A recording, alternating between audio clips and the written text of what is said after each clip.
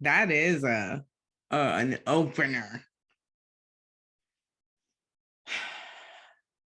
That is a question that at this point in time, I feel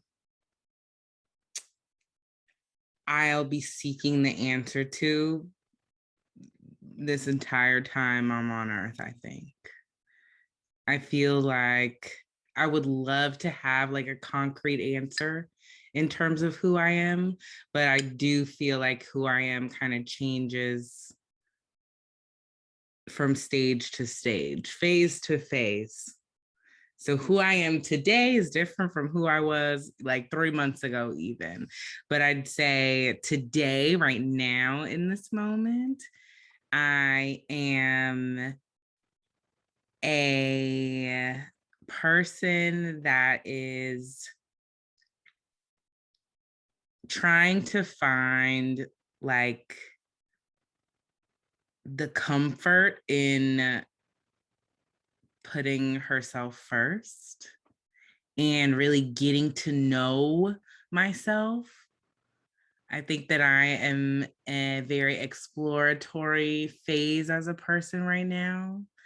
I think I am like a very strong willed mother and lover and friend.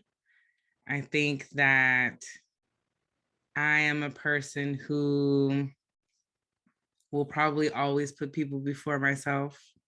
And like, I don't really find many faults in that, even if it is like detrimental to, my time. I just love people so much. I think I'll just always be that person. That is one thing that probably will never change. Um, I'm funny, I think. Yeah, I think that I'm really inquisitive and I'm trying to be more creative, but I think that the creativity will come with like me being more comfortable with myself and more comfortable with like how I present. So, yeah, I don't know if I even answered your question completely.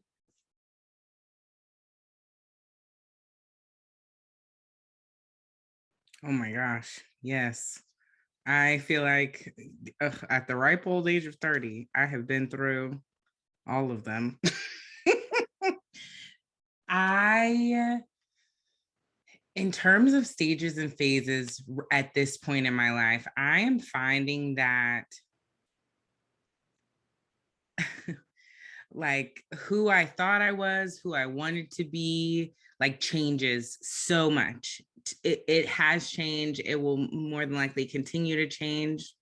And I think that like early childhood, I was very much in a like perfectionist stage of life where like I was in all the clubs, top grades, like I was very much into my academics and like that was all I cared about. And then senior year of high school, early college, I think that was much more of my like let's see what life is really about kind of phase, and like the world is my oyster and I want to move to New York and I want to go to St. John's and fashion PR, and like that was my thing, just like I want to get as far away as my family and I want to do the city thing and like meet all the people and all the things. And then I got pregnant and entered like the first time mother stage of life, which changes you completely. And I think with each stage, there's probably one to three kind of like core things that I've learned and I've taken with me to the next stage. And right now, as I'm speaking, I am currently separated and about to go through a divorce. And that's going to be a whole other stage. And I'm finding that like before I thought I knew what my future looked like. That's the funny thing about these stages. I think when I'm in them, I feel like I have a grasp on what my future is going to look like. I have an idea. I'm doing the things to get to whatever that is. And right now that, I've had this really big sudden change, I'm like, oh my gosh, like, who am I? What am I doing? Where am I going? What is this phase? What is this stage? Like, what's the next thing now?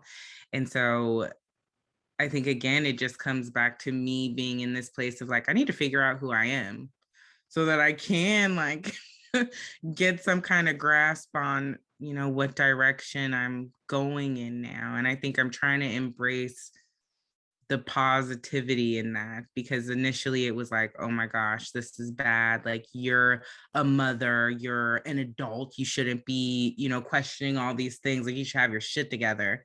But I think there's also like this huge freedom in like not knowing the answers to those questions.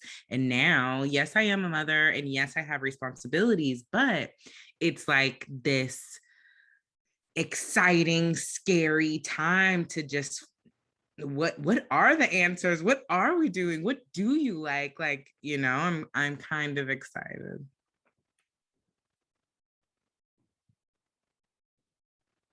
We'll see.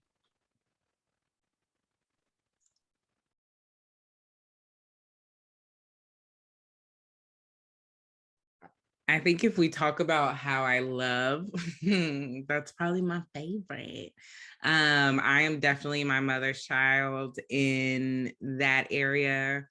Everything that she is, oh my gosh, it almost annoys me, but I love exactly like she does. We are like shirt off our back type of people. We feel others' emotions so deeply. And I truly feel like my purpose, my general purpose in life is like to serve others in so many different ways. And I think that like that's why I love so deeply, because everyone that I come across, for whatever reason in my head, I'm just like, we came across each other for a specific reason. So, right now in this moment, I'm just going to make you feel so loved. And I think I'm very open with how I love people, which scares people sometimes, probably makes them feel uncomfortable. But I just feel like not enough people get like just transparent, just genuine loving from romantic, non-familial people. And I love giving that. um, See the emotion for why. um, if I'm thinking about like my creativity, that's something that's new. I've never had time for creativity before, or I never thought that I did. So, like I mentioned, prior to, I was like really into school, all my academics and everything, had a year or two of fun, and then went straight into motherhood. So it was just like very focused on providing. I need to, climb the ladder at work so that I can provide for this child. Like, and then also stigma as a single mom, like, I don't want to ask anybody for anything. I don't need you for anything. So I was always just very focused. And I even still carry with me like, oh, if you have time to go, what I thought, creativity or hobbies were like, if you have time to go have fun, like you could be hanging with your kid or getting shit done in the house or whatever. So I just really never allowed myself the space to just explore what even creativity meant to me. And then when my brother passed away, I think that's when like my world just literally flipped upside down. And I was just like, fuck all this, fuck whatever life was before he passed. And I think it just forced me to look at things differently. And one of those things was like how I spend my time on this earth, and realizing that it is absolutely okay to like do some things that are just for me. And initially I had picked up like real estate on the side. I was going to do that as my side job. And like that's crazy. That's not a hobby. And somehow like got into candle making, and that was like my creative outlet. And I think once I found that, it turned into like, ooh, I just want to do all the things. And so like I'll randomly be in the store and pick up crocheting shit just because I want to try it. Or I'll like try and make things on a Cricut. Or one of my friends like refurbishes furniture. So I'll go with her to the thrift stores, and like I just want to try it at least one time. Like I just want to try it. Who knows if I'll be obsessed with it? I don't know. And so now I feel like I don't even know myself because I'm this extra like I tried out for Fat Bottom Cabaret a couple weeks ago, which is a plus size burlesque dance troupe, okay, for all individuals. And I would never, I would never. But I'm just like, fuck it. I just want to see, I just want to try all the things now. So I feel like, yeah, I'm trying to be more like creative because it makes me feel good. And like, I feel like it's typically things that I don't already know. So I have to focus on like learning that thing, which takes me out of my head, which is a very good thing for me because I'm always in there. So I feel like I got derailed. I got excited. But yeah, I'm just, out here trying to figure it out with the rest of y'all.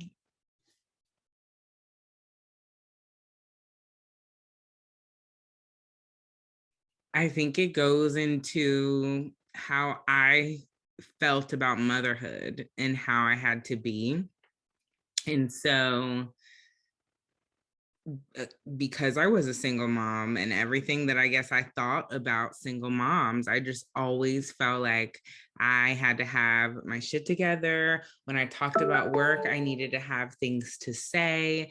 Like, I wanted to have a social life, but a very certain kind of social life.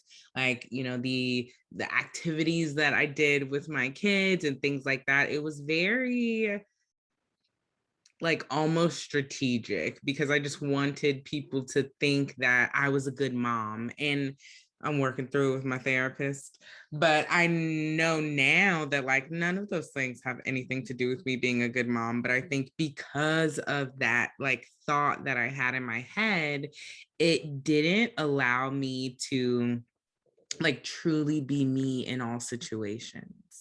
I feel like I had certain friends who like knew me in and out. And so I could get around them and just be Monique. But in 80% of all other situations, it was like Monique the mom, Monique the professional. And now that I am kind of putting this focus on like finding myself or just enjoying life a little bit differently now. I think that it's pushing me to like just have to be more honest and transparent with like who I am, how I'm feeling. I've never been a person to really have a lot of boundaries. I'm really shitty at saying no. And that's one of the things that's like changing. And I'm trying to be more forward about like, I don't want to do this or I'm doing this. And even in like my interests and things like that,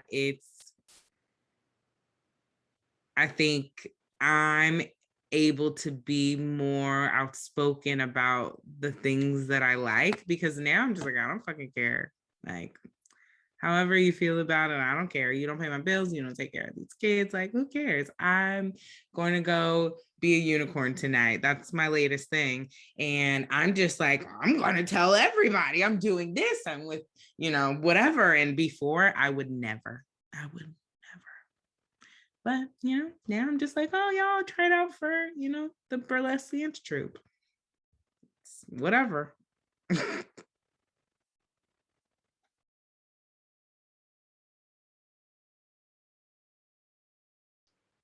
I'm working on I'm working on redefining friendship because I've realized that And it's totally on me because I think that I love this role that I play, but I think that I've realized that in majority of my friendships I've taken on the role of the supporter. I'm always there, always listening. Like, you have something going on, I'm running, I'm, sending food, like whatever you need, like I'm that friend, that rock.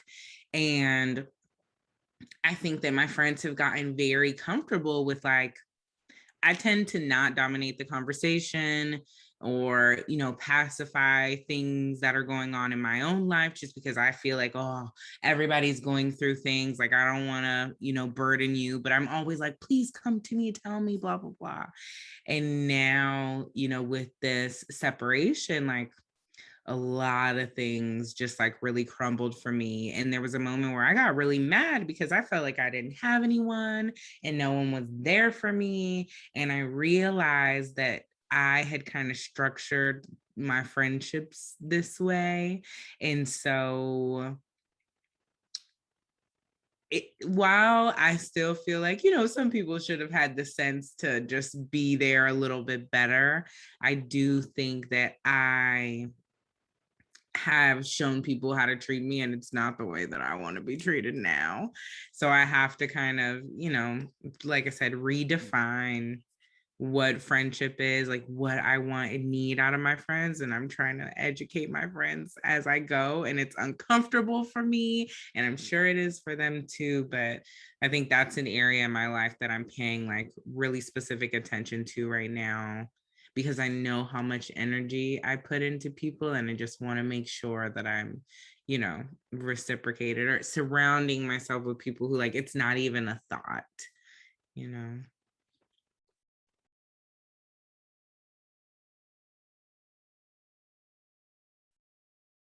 I just think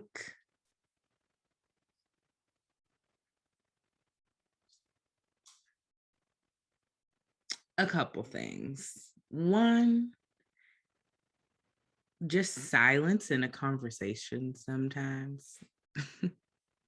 I think people are super quick to like ask you a question, get the answer, and like move to the next question.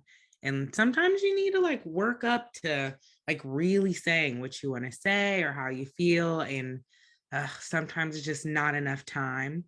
And for people like me who already feel like, oh, this is going to be burdensome, it's like, sometimes I need to take like 20 seconds and then say, actually, let me tell you what's going on. But then when we move past so quickly, it's like, okay, yeah, never mind, never mind. So I think leaving a little bit more, silence in the phone calls with friends sometimes. And then I think also too, just like, I don't know, when people are going through certain traumas, even your closest friends, and this is probably a big conversation with a lot of people, but like just the ways that you show you're there. Sometimes it's not always like, oh, I'm calling you every day or whatever. Like sometimes I think you just need to insert yourself. And I know that it's like on me to be proactive when speaking up when I need something, but I think like at least giving people the option and saying like, hey, so I'm coming to see you in an hour. And like, if you want to kick me out, you don't want me there, that's fine. I'll stay for 15 minutes and go. But just like, inserting yourself sometimes I think is super helpful.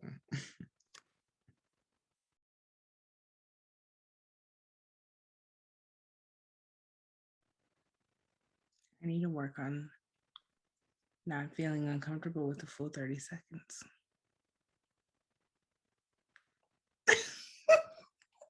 As I preach about time.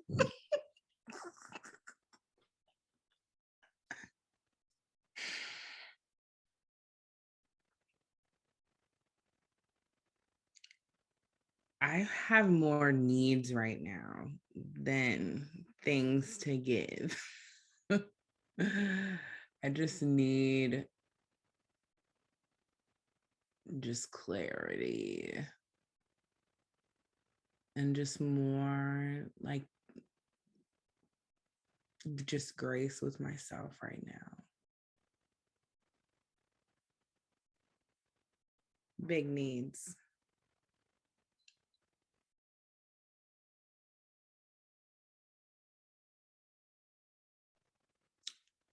I am beautiful because I'm so freaking emotional and clearly very open with it. I think that I'm genuine and I truly do try to have like really good intentions. And I really do like genuinely love people very deeply and very easily. And I think that like I'm very willing to try. Like in all my relationships, I'm just very willing to try and put effort and time and work into them. And I think I'm very patient with people. And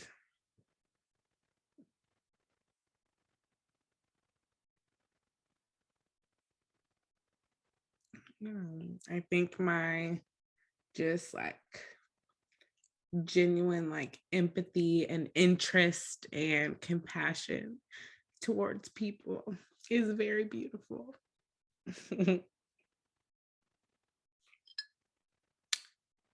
And probably too humble. But I'm gonna call that a good thing. But yeah, I think I'm an overthinker, but probably in like the best way. I'm like always trying to think, oh my gosh, how did this, impact someone? Did they need more? Did they want me to leave? What did they need? Are they okay? Are they good? Um, and I think that even though it drives me crazy, I think that that's, a beautiful trait about me as well. Ooh.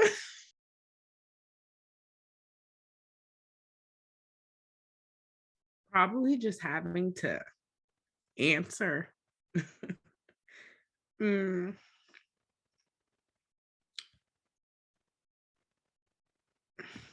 because I'm like not in, like I said, I feel like I don't even know who I am right now. So trying to answer something like that, which is so sweet. It's just like, oh, I don't know. But calling it out too, it made me feel good.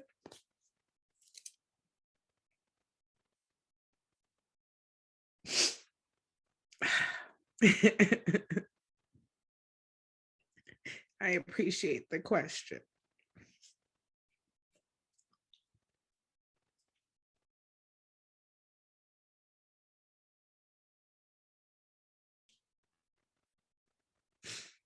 I think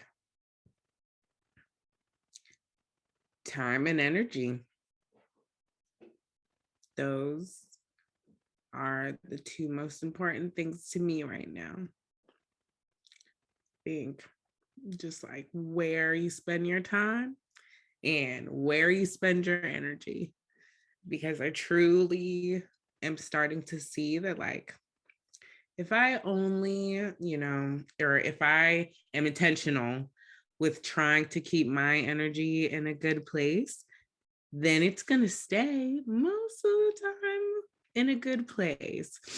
Because I think by being intentional about protecting your energy, automatically you're going to start to avoid people and situations that bring you down.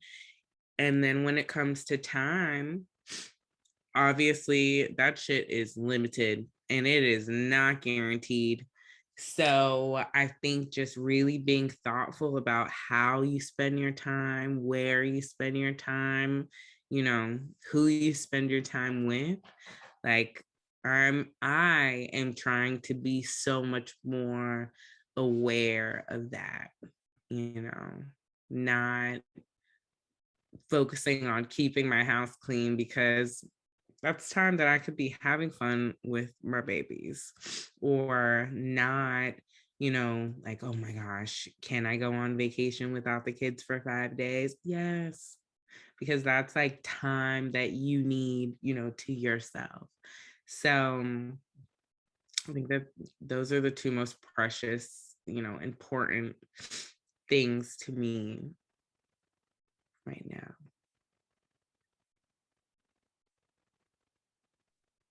And surrounding myself with other people with good energy, and just, I think too, just people with like the demeanor that I strive for.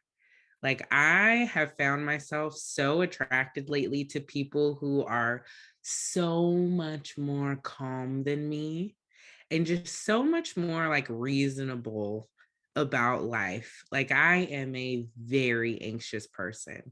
And lately, I've just been so like, it's just been like magnetic to people who are just like, it's okay. There's nothing we can do about it. Or like, you know, their outlook is very much more like positive, even in dealing with negative shit. And I think that that has like drastically changed me. Like, even in like just the last 2 months, it's just been such a shift in trying to be around people who also like, you're just trying to live the good life. Me too. Where do you see beauty? Ugh, in so many things. Oh my gosh. Just in everything. In the youth. Oh my gosh. Kids. Ah, bring me to tears. But babies, kids, they're just like so young and like excited. And I just love like the life that they live, because they don't know. They're just so happy and like, ugh, the innocence and the beauty of childhood is my favorite. Like, ugh, my favorite. Um, I also think like, oh my gosh, over the past 2 years of COVID, just like humanity in general, and not like,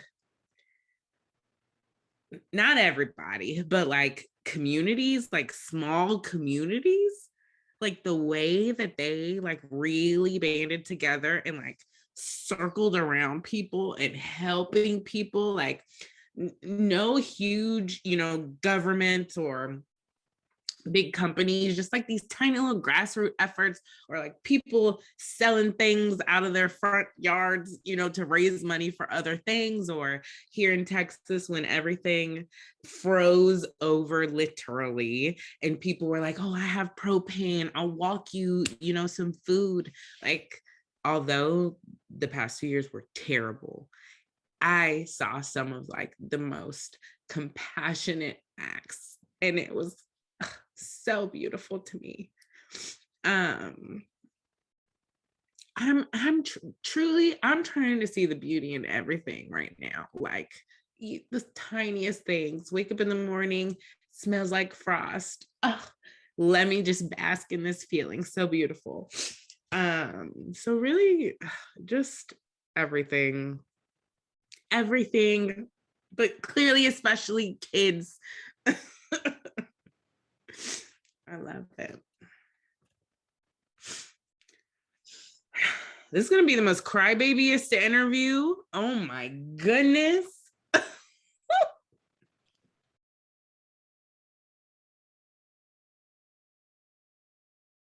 No. Well, okay. Well, no, it's not scent.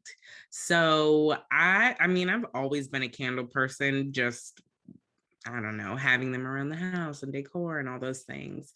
But I think what actually brought me to candle making was the night of, or the day after my brother passed away. my mom bought me one of those like long, I think it's Catholic, maybe the tall candles. And, the story is that you're supposed to light it and it goes all the way down, it burns all the way down, and like by the time it's done burning, they're done with their passage. And I was so obsessed with this candle because you're not supposed to let it burn out. You're like the drafts, everything. I was so obsessed with this candle, waking up in the middle of the night, looking, checking, seeing. And I'm not even Catholic. I think it was just this need to feel that I like knew what was happening and that, I was a part of the journey. And I think it was literally the obsession with that candle that then I say it was like this random thing that I just walked into the store and found. But I think it was just like being so crazy over that damn candle that night and having such a like tie to what it meant to me. And then I just started making damn candles in my garage. And I never really thought about that until now, but I still have the candle. I keep it. I like, if it ever broke, I'd probably die, but I keep the jar. And yeah, like very shortly after that is when the candle making started. And I attribute it all to him because I didn't want a fucking business. I don't have time for that. But my brother was very ambitious. So I know that this is him. Like, come on, like, we're doing this. There's something bigger, and I'm seeing it. So I'm rolling with it. I love him.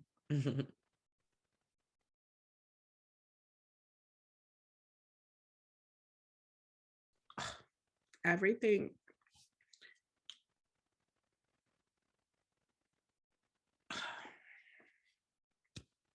Truly, like, he was too good.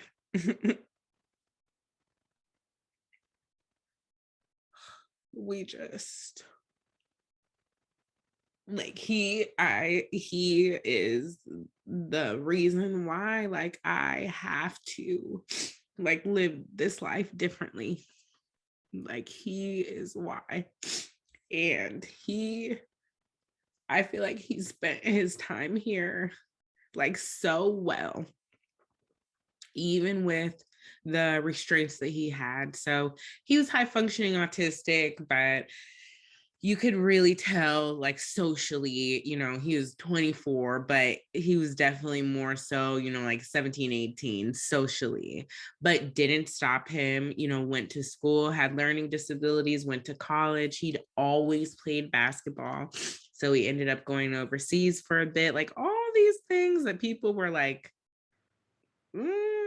I don't think. And then, he had epilepsy and really bad seizures all the time. So he couldn't drive. And my mom was super fearful for him to like ever leave, especially to go overseas. But he always knew like this is what he wanted to do. So this is what he was going to do. He wanted to coach kids. So that's what he did. He would literally like be at the basketball court and walk up to a child and their parent and hand them, this card that he had made to say like, hey, I have coaching services, and they would pay him. And he was just so like unapologetically himself. And people with autism, sometimes they don't have much of a filter. And my brother did not. And so there would definitely be moments where like, he'd say something and it'd be one of those things that's like, you know, not appropriate at the moment, but like he doesn't care. He said what he said. And I just feel like because of that, he lived such an amazing life. He did everything that he wanted to do. And everything that he didn't get to do, he still set up so that we could continue it for him. Like, I just so admire just his life and I now realize that like I want to live life like that. Like I want to, leave here feeling like I did everything I wanted to do. And I think that he like everyone in his life knew how he felt about them. And I love that. And I just, yeah, my perspective on everything has just totally changed. And with my brother's scenario, I think that we're just really lucky that, he kind of knew, and he had always told us, that he wasn't going to be here long. He told us, the way that he thought that he was going to pass, which is the way he ended up passing. So I think that our level of closure, and, I'm very spiritual and I meet with my medium, and, being able to connect with him that way, I think has given me so much peace and so much guidance too. And yeah, I think although it's like it's shitty to not have him here, it was probably like the best possible thing for my life, to have the insight that I have now. It's crazy.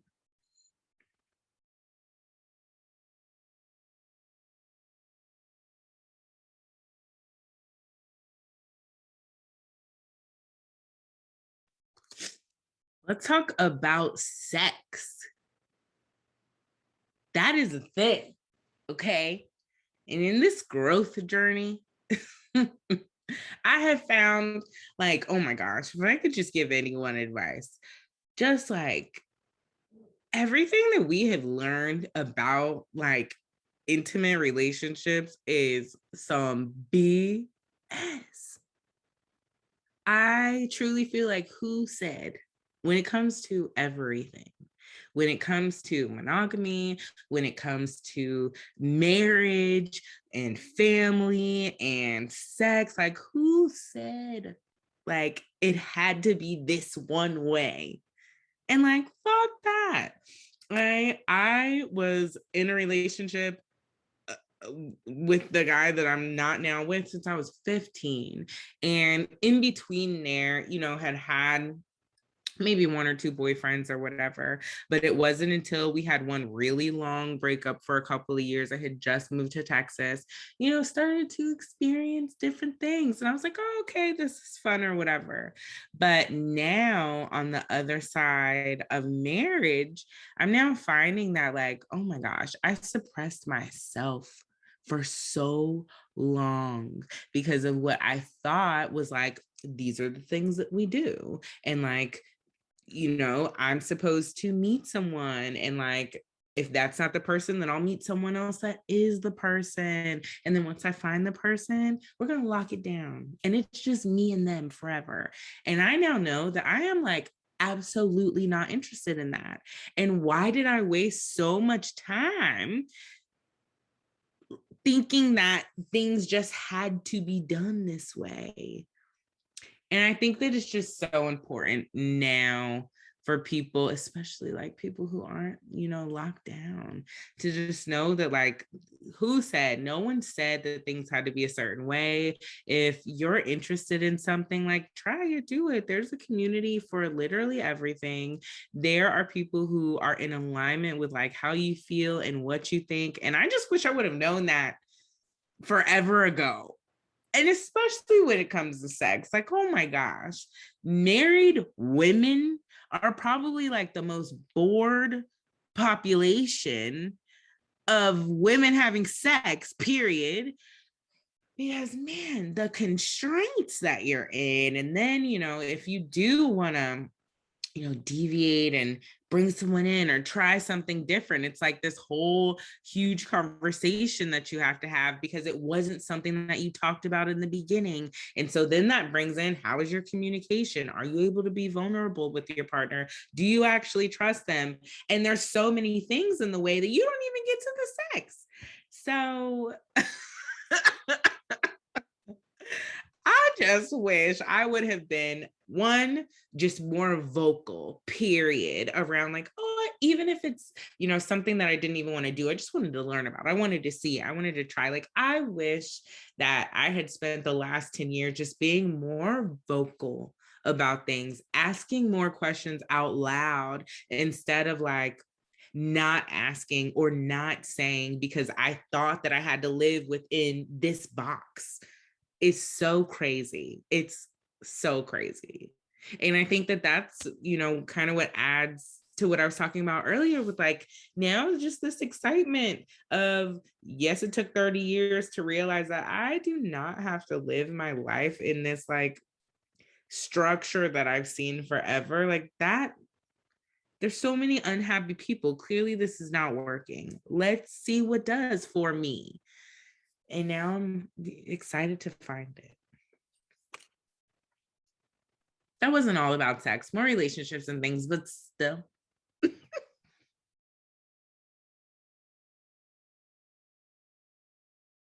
If it's me, like truly me, then it probably wouldn't be the whole museum.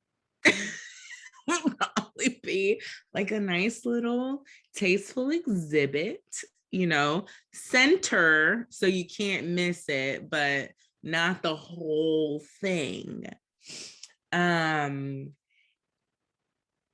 I think that, like, is this a museum of Monique or is this a museum that Monique curated?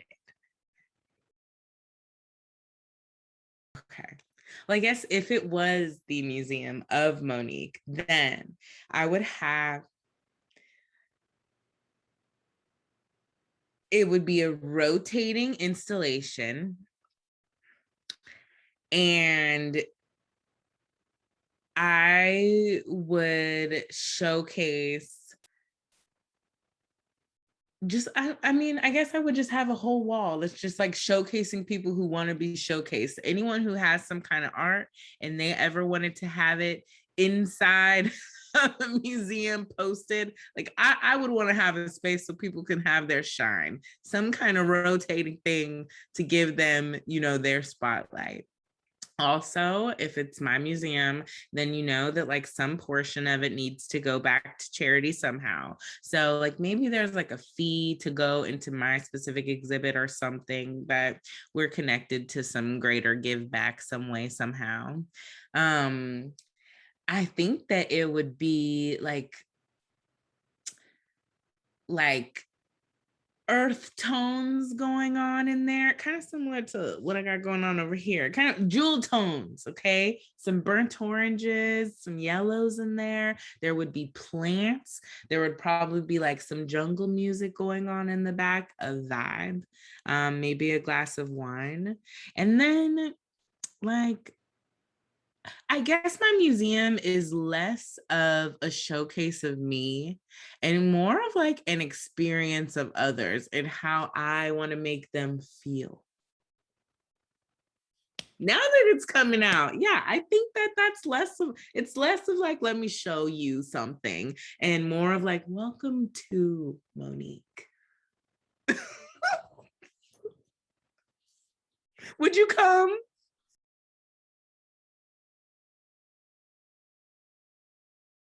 Ooh, I want people to feel comfortable. I want them to be excited and laughing and having a good time. I want it to be like warm. I want people to feel like completely just safe. This is like a breakaway from all the things outside of this door. And like once you step in here, it's whatever you want it to be that's positive. Bring your people, meet new people. Ideally, you come alone and then you meet friends while you're there, because that's my favorite thing. I love strangers. So I would love to just like, I don't know, give like the energy of just like fresh and new, and like you can be anybody you want to be today in here in this space. That's how I try to make people feel when I meet them. I just I just feel like a lot of people are unhappy because they feel like they don't have the space to just truly be them. Truly. there's just not enough of that, even amongst friends, and especially friends that like you've had for years and years and years. I think that there's still a lot of like barriers that are up because it's like, oh my gosh, this person knew me as this person. As I change, are they going to accept me? Even in those long-term friendships, I think there's still hesitation in just being like your whole self. Hmm. I strive to be that person. I am not that person. I am very afraid still, but I want to be.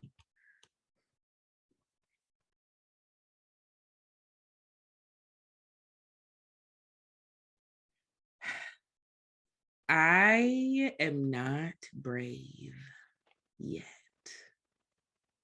I am like very scared underneath. I think that I try to present as if I'm like super bold and brave and like nothing scares me and I got this, but everything scares me, literally everything.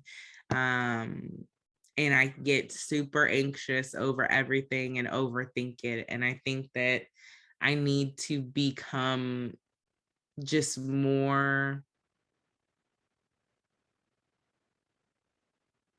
just like assured that like whatever happens, like I'm going to be okay.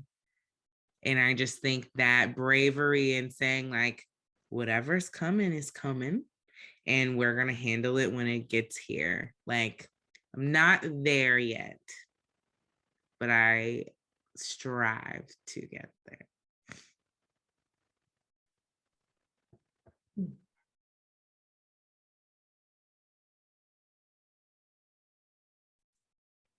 I think I don't know, just like when I'm walking out in the world,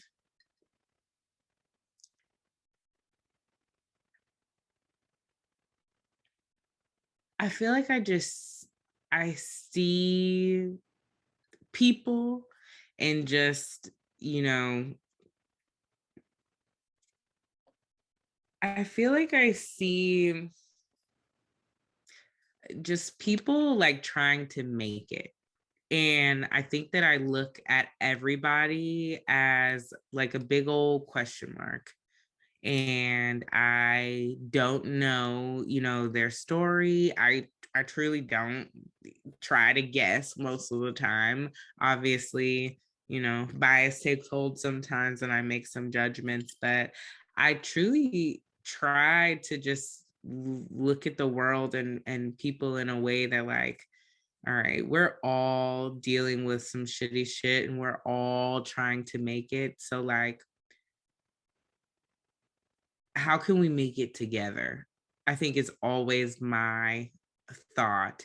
And we don't live in a world where that really works all the time, but I think I do try to walk the earth like, okay, even in, the smallest acts and the smallest exchanges that I have.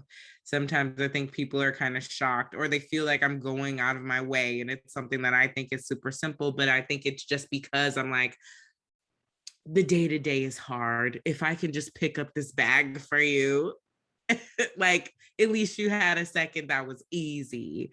And that's just generally like how I function in life. Um, and even when people do me wrong, I think that I'm always just trying to keep in a space of like, people have things going on. And I try to like think deeply about like, how did we get here? How did you get here? So that I'm not just automatically like, I hate you. You're a terrible person. I try to see you and see that like this is from something else. This is somebody else. Like, let me just hug you. Let's talk about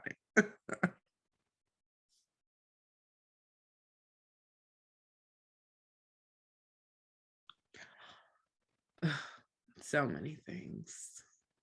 I am like ridiculously grateful for my mom. Like ridiculously. She is everything all the time. to everybody, but especially me. And I'm so grateful for just like my tribe and my chosen family. And I think I have some really good people around me, and so grateful for them. And I am like super grateful for like new beginnings. I think that a lot of people don't get that opportunity. And even though it feels shitty in the beginning, I think this is all gonna land me in the place that I'm supposed to be in. And I'm grateful for the experience overall. Like, I'm grateful to have experienced love, like true, deep freaking love, and everything that that's taught me. And I'm grateful for the ability to like see the good in the things that happen in my life, because I think that I could tell you, like, I could write a book of things, and you could be so easily broken by all of those things. And I'm just so grateful that I can, kind of pick it apart and just be like, okay, Monique, what did we learn from this? What are we getting from this? How are we growing from this? Like, my optimism, even if naive sometimes, I'm grateful to have it, because it does, help me get through. And I'm grateful for this, and I'm grateful for you, and just like all these like random people that I've met in the 2 years. And I truly believe that it's because of like this whole energy shift that I'm having, and the energy that I'm trying to put out is bringing me like the best people. And so, whether it's in my head or not, like I'm grateful for that reality too. Like, I continue to question, like, how do I deserve, like, this is so crazy, but I'm accepting it. And yeah, I'm so lucky.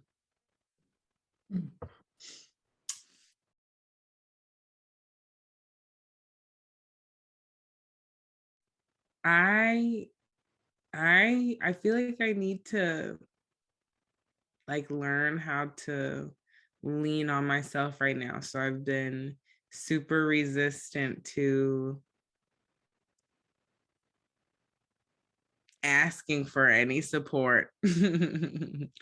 But a check-in, like conversations, always good. But again, universe, some peace, some clarity. If I could just be a little easier on myself, that would be great. That's nothing anyone can help me with. But